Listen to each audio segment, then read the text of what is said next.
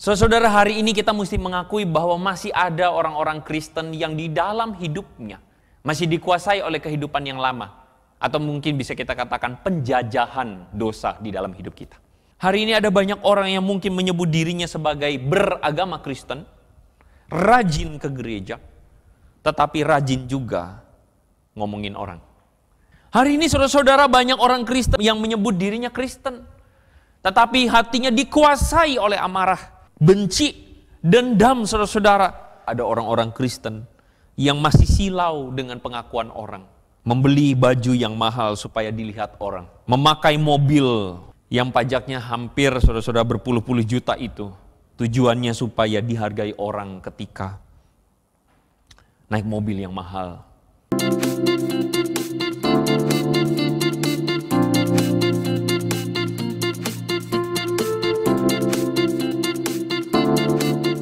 Saudara, bertepatan dengan momen kemerdekaan Indonesia, bulan Agustus, saudara-saudara, kita merayakan 76 tahun Indonesia merdeka. Mungkin sebagian besar dari kita langsung berpikir merdeka atau kemerdekaan adalah kita merdeka dari penjajahan, katakanlah penjajahan Belanda dan penjajahan Jepang, begitu saudara. Pertanyaan saya adalah apakah memang iya kita telah benar-benar merdeka hari ini?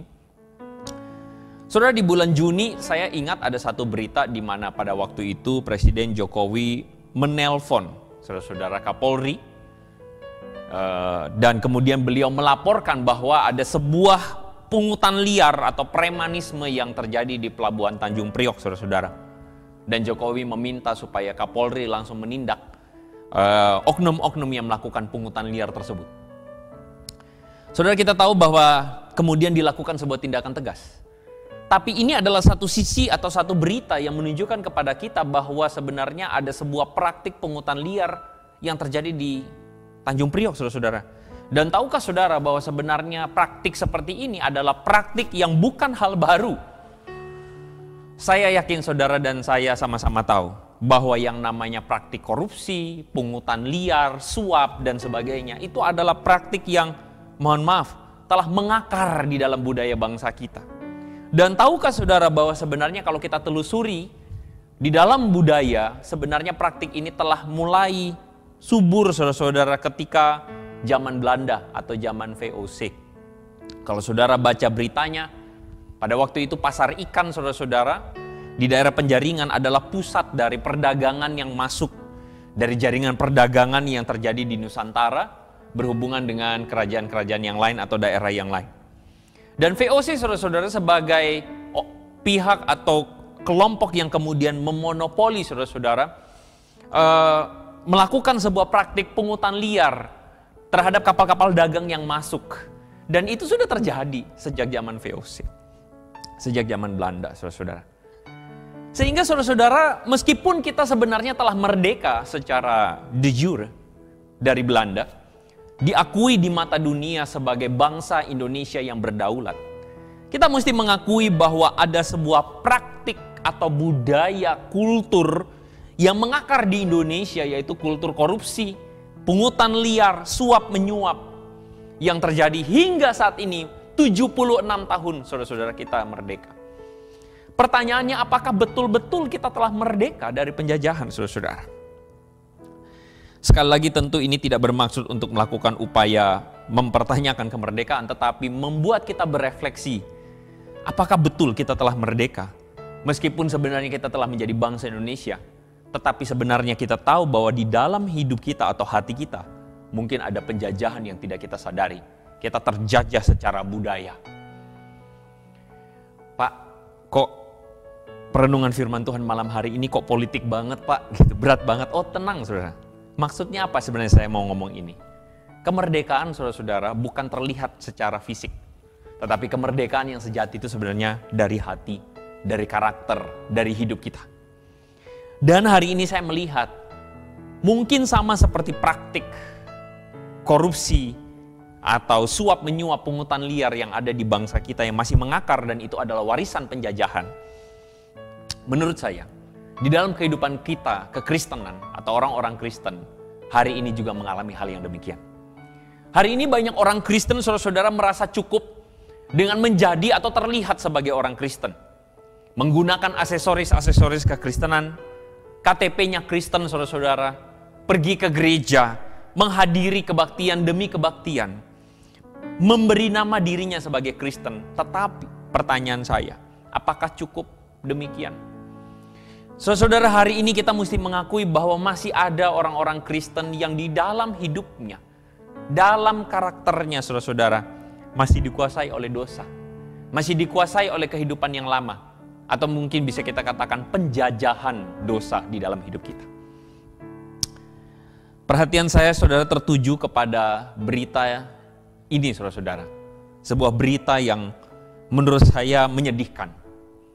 Di berita tersebut saudara-saudara dikatakan mantan Mensos saudara-saudara Juliari Batubara merayakan Natal di rutan KPK.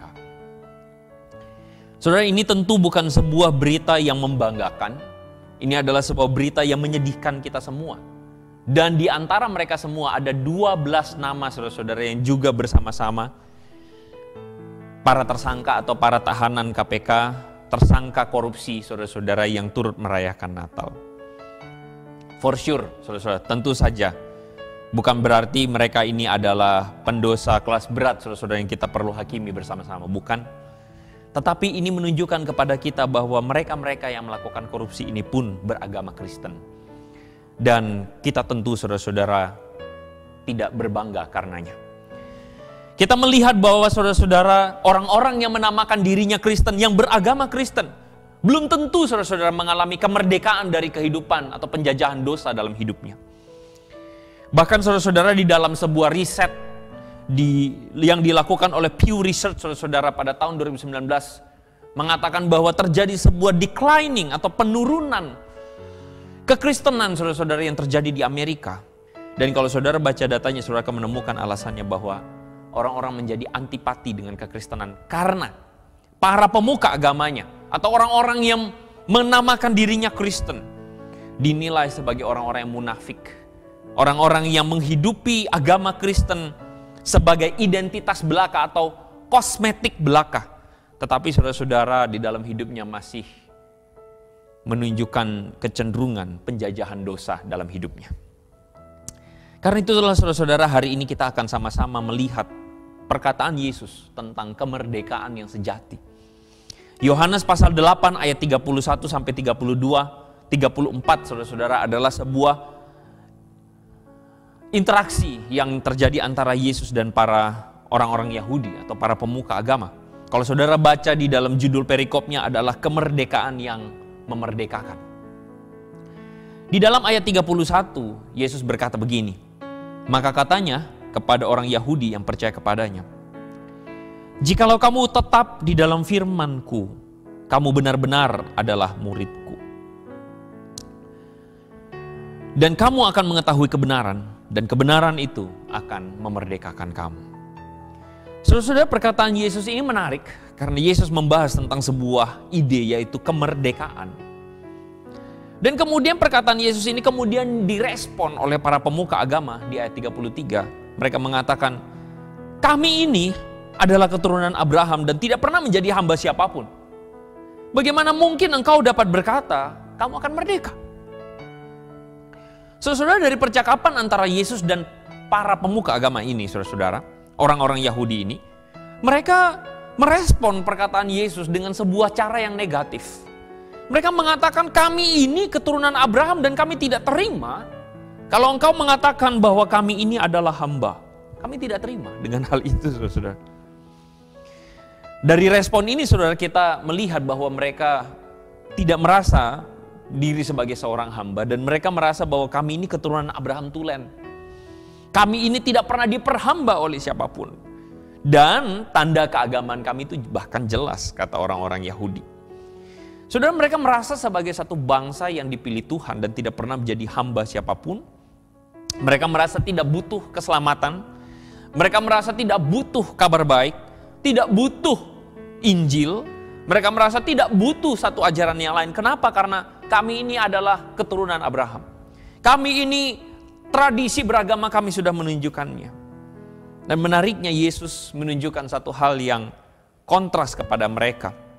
Ayat 34 Yesus berkata, kata Yesus pada mereka, Aku berkata kepadamu, sesungguhnya setiap orang yang berbuat dosa adalah hamba dosa. Saudara bisa perhatikan bahwa bagaimana para pemuka agama melihat perkataan Yesus itu secara literal, atau melihat perkataan Yesus itu secara fisik. Mereka menilai segala sesuatu dari fisik dan mereka mengatakan, kami bukan hamba. Kami adalah keturunan Abraham. Di depan Tuhan kami ini adalah bangsa pilihan. Bahkan kami melakukan tradisi keagamaan kami, ritual keagamaan kami, menunjukkan bahwa kami orang Yahudi sejati.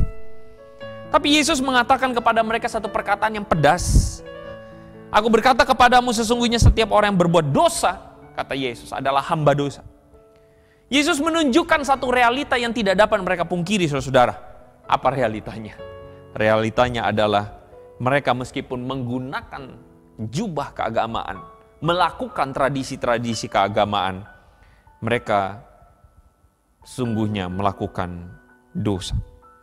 Saudara, apa maksudnya hamba dosa? Yesus mengatakan sesungguhnya setiap orang yang berbuat dosa adalah hamba dosa. Lalu kemudian saudara berkata, waduh, kalau begitu hari ini Pak, saya masih bergumul dengan dosa tertentu. Apakah berarti saya hamba dosa? Saudara perhatikan bahwa kata yang digunakan oleh Yesus di situ adalah, atau yang berbuat dosa di situ dalam bahasa Yunaninya adalah poion hamartian. Ini adalah sebuah verb, sebuah istilah saudara-saudara yang melakukan tense, yang dipakai menggunakan tenses present continuous, atau dalam bahasa sederhananya yang tetap atau terus-terusan melakukan dosa, saudara-saudara. Bahasa Inggris, saudara-saudara, istilah Inggris mengatakan committed to sin, atau orang yang berkomit atau yang melakukan dosa dengan terus-menerus. Jadi maksudnya adalah Yesus mengkritik kebiasaan para orang-orang yang menyebut dirinya beragama, yang selalu menggunakan istilah-istilah rohani, gestur-gestur rohani. Tetapi sebenarnya mereka tetap melakukan dosa di dalam kehidupannya. Kalau saudara baca di dalam Matius, saudara, ketika Yesus menegur para pemuka agama, Yesus mengatakan, celakalah engkau para pemuka agama, karena engkau mengajarkan kepada umat sebuah beban-beban yang berat, tapi kamu tidak melakukan. Kamu mengajarkan untuk melakukan ini dan itu, segala hukum-hukum agama. Tetapi sesungguhnya hatimu jauh dari Tuhan. Jadi saudara-saudara, hamba dosa di sini bukan hanya berbicara tentang berbuat dosa, tetapi hati yang sebenarnya jauh dari Tuhan. Hati yang sebenarnya tidak dekat dengan hati Tuhan. Hati yang sebenarnya hanya dikuasai oleh keinginan dosa. Jadi apa yang Yesus katakan bukan bicara soal hanya melakukan dosa, tetapi sebenarnya intinya hamba dosa adalah soal masalah hati yang dikuasai oleh keinginan dosa. Saudara, hari ini ada banyak orang yang mungkin menyebut dirinya Kristen. Hari ini ada banyak orang yang mungkin menyebut dirinya sebagai beragama Kristen, rajin ke gereja, tetapi rajin juga ngomongin orang. Rajin juga menggosip, rajin juga membicarakan kesalahan orang. Saudara, saya pernah melihat atau membaca sebuah tulisan bahwa orang yang ngomongin orang sebenarnya adalah orang yang krisis kepercayaan diri. Karena dia tidak percaya diri dengan dirinya dan dia suka ngomongin orang. Dia pengen ngomongin keburukan orang supaya menunjukkan dirinya, saya lebih baik dari orang. Orang-orang yang demikian adalah orang-orang yang merasa dirinya lebih baik. Merasa dirinya, saudara-saudara, lebih benar daripada orang lain. Dan bukankah itu juga yang terjadi dengan para ahli Taurat dan orang Farisi?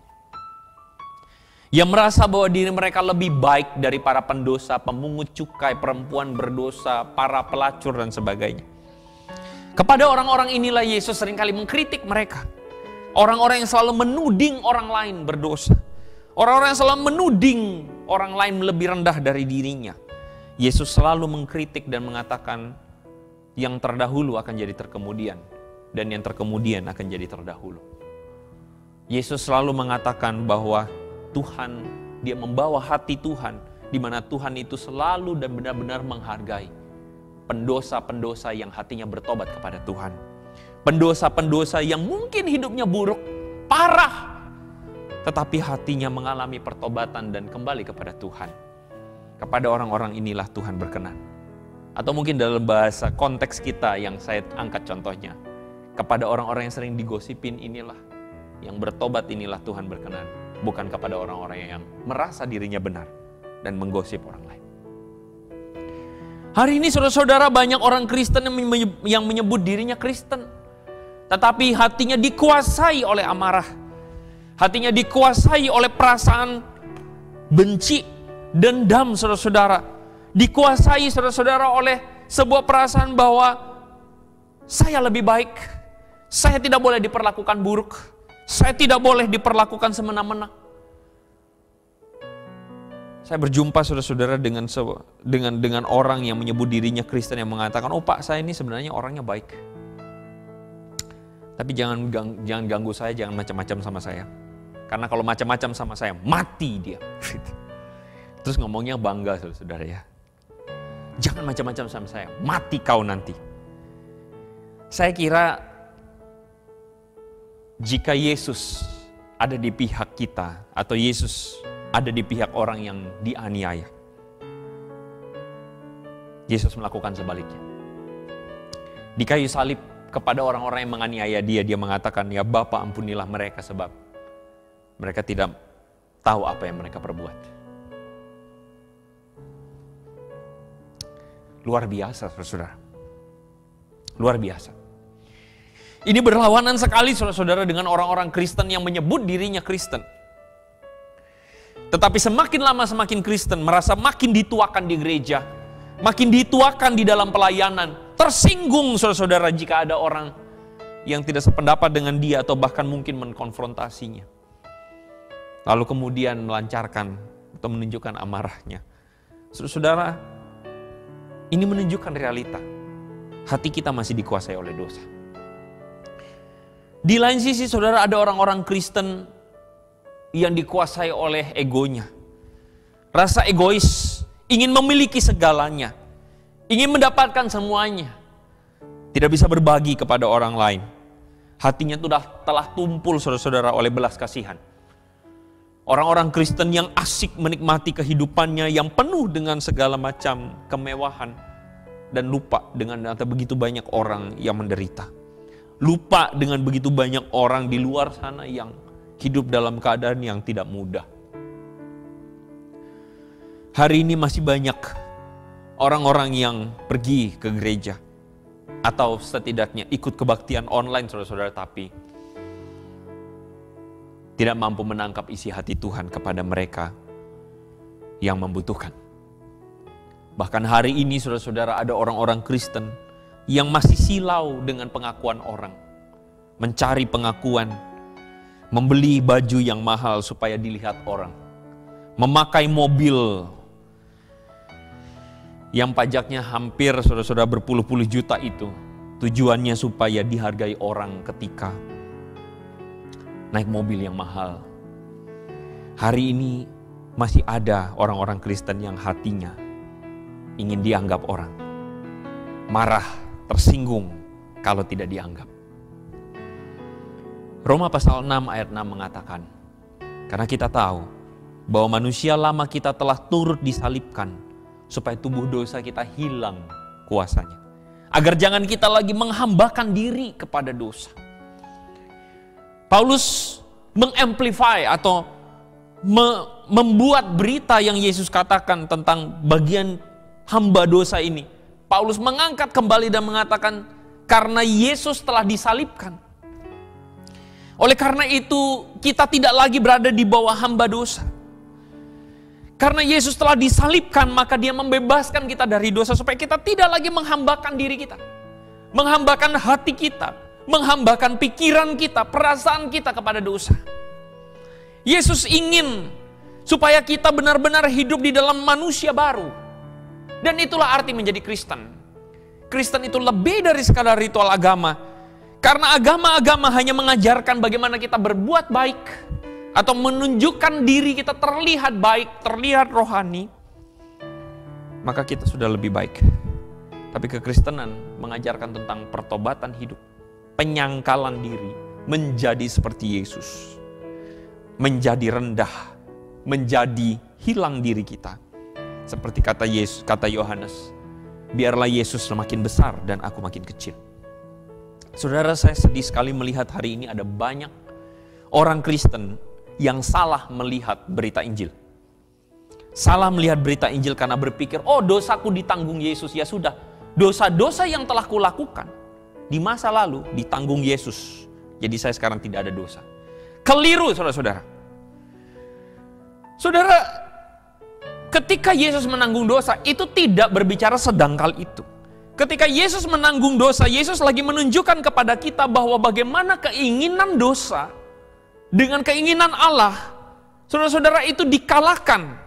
Keinginan dosa dihancurkan karena Yesus menanggungnya. Dan dia menunjukkan kepada kita bagaimana manusia, anak manusia, itu bisa hidup di dalam kehendak Bapaknya, taat sampai mati di kayu salib, merendahkan dirinya. Sehingga dia menunjukkan kepada kita bahwa hati yang berdosa itu bisa ditaklukkan di bawah kuasa salib.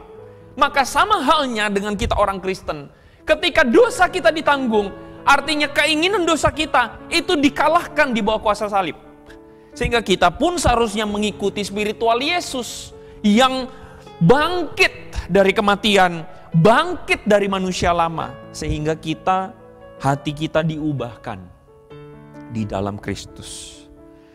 Itulah sebabnya kenapa Yesus bilang, bukan perkara soal dosamu ditanggung lalu kemudian selesai masuk surga. Bukan, itu bukan kekristenan. Tetapi Yesus sedang berbicara tentang bagaimana hidupmu mengalami Kristus, mengalami perubahan, manusia baru.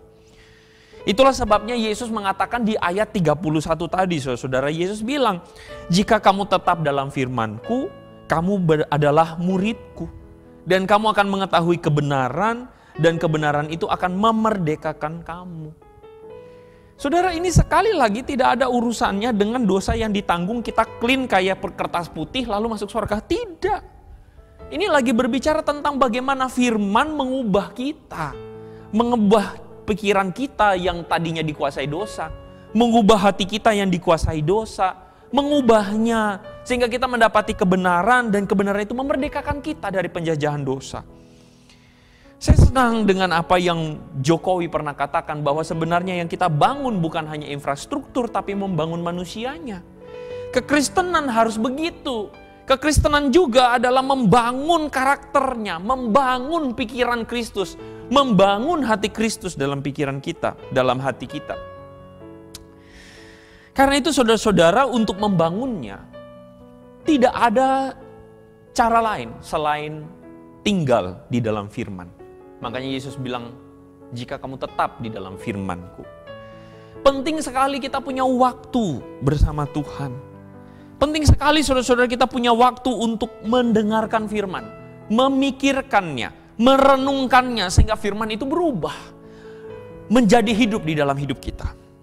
Tapi seringkali saudara-saudara yang membuat kita orang Kristen gagal di dalam pertumbuhan rohani.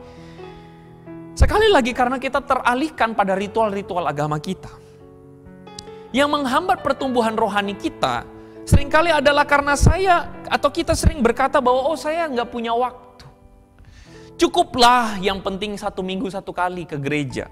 Atau dalam masa pandemi ini 1 minggu 1 kali dengerin khotbah. Cukuplah dengerin ya mungkin saudara-saudara nggak ada pada sisi itu. Wah, yang mendengarkan ini mengatakan, saya mah pasti dengar firman punya. Tapi seringkali yang menghambat pertumbuhan rohani kita adalah kita merasa bahwa kita sudah tahu firman tersebut. Saya udah tahu, ya udah buat apa? Ya udah, saya sudah tahu. Saudara-saudara, meskipun kita tahu banyak tentang firman, belum tentu firman itu betul-betul mengubah pikiran dan hati kita. Meskipun kita tahu banyak, belum tentu firman itu mengubah karakter kita.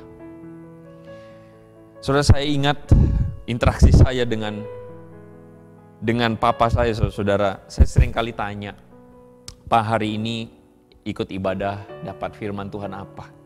Dia cuman ketawa lalu dia mengatakan, iya kan percaya Tuhan berbuat baik.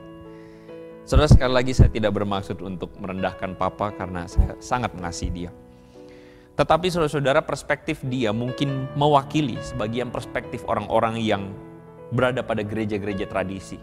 Yang selalu berpikir bahwa ke gereja, ya udah apa isi firmannya? Ya udah, yang penting berbuat baik, percaya Tuhan. Saudara, saya kira firman Tuhan berbicara secara personal. Bukan hanya bicara soal berbuat baik, percaya Tuhan.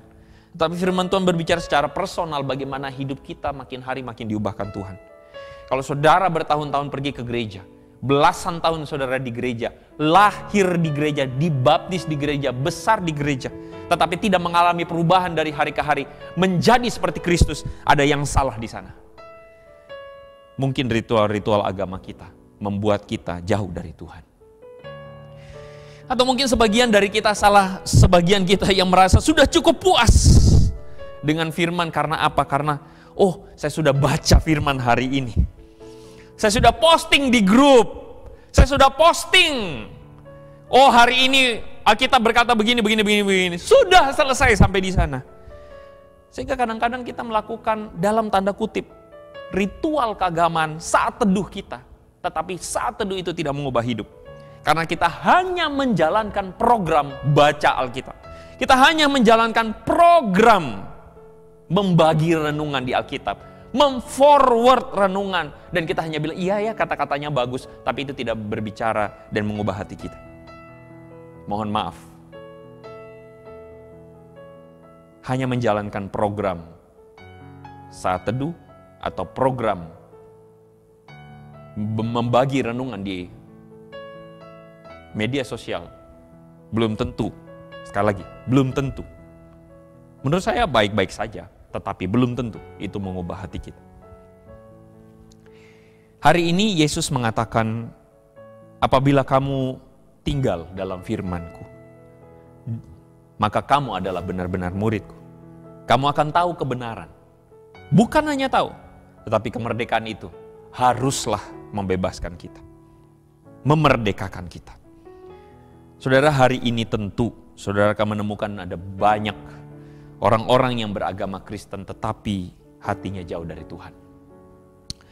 Hatinya masih suka melayani diri sendiri, melayani emosi, melayani kemarahan diri sendiri, melayani egoisme diri, melayani rasa ingin dihormati, melayani rasa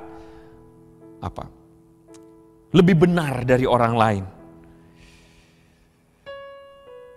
Apakah itu yang Tuhan mau? Saudara-saudara, di penutup dari firman Tuhan ini saya mengajak kita untuk berpikir. Saya yakin saudara semua yang menonton, menyaksikan perenungan firman Tuhan ini, kita semua ingin masuk sorga. Amin. Tetapi pertanyaan saya adalah, siapkah saudara di dalam sorga nanti, hidup di sorga? Saudara ingat, di sorga itu sedang berbicara tentang kita hidup bersama Tuhan di dalam kekekalan. Tapi kalau hati kita jauh dari Tuhan, maka sorga itu akan menjadi neraka buat engkau. Kalau hatimu jauh dari Tuhan, hatimu tidak mengasihi Tuhan tetapi lebih mengasihi diri sendiri, maka engkau akan mengalami neraka di sorga nanti. Tetapi orang yang hatinya lebih dekat dengan Tuhan, diubahkan oleh firman Tuhan, mengalami kemerdekaan, menjadi manusia baru, sedang mempersiapkan dirinya untuk hidup bersama dengan Tuhan di surga nanti. Saya berdoa, engkau dan saya, kita semua mengalami pertobatan setiap hari. Semakin hari semakin lebih baik, menjadi manusia baru, dimerdekakan, dan memiliki hati seperti Kristus. Mari kita berdoa, saudara. Tuhan, kami datang pada Tuhan dengan segala keterbatasan, ketidakmampuan kami, kelemahan. Kami berdoa memohon kasih karunia, pertolongan Tuhan supaya kami mengalami Kristus, pertobatan, mengalami kemerdekaan yang sejati dari keinginan-keinginan dosa yang selama ini menguasai hati dan pikiran kami. Ampunilah dosa, kesalahan kami. Layakanlah kami Tuhan, agar kami mengikut Engkau, menyerupa Engkau di dalam kehidupan kami, dalam pikiran kami, tutur kata, perkataan kami, hati kami, perasaan kami. Hamba-Mu berdoa sekali lagi menyerahkan jemaat-Mu, setiap kami yang mendengarkan firman-Mu ini. Terpujilah nama-Mu, dalam nama Yesus kami berdoa. Amin.